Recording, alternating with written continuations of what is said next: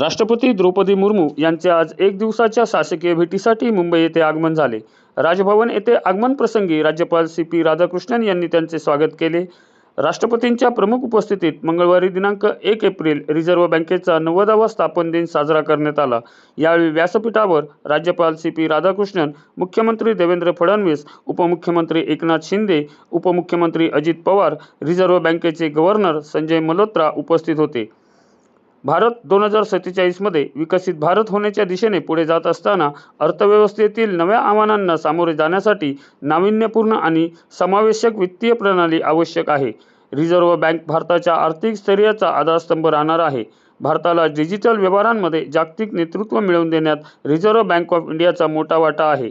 मजबूत बँकिंग प्रणाली, वित्तीय नवउपक्रम व ग्राहकांचा विश्वास कायम राखण्याच्या दृष्टीने याची भूमिका अत्यंत महत्त्वाची असेल, असे प्रतिपादन राष्ट्रपती द्रौपदी मुर्मू यांनी यावेळी केले.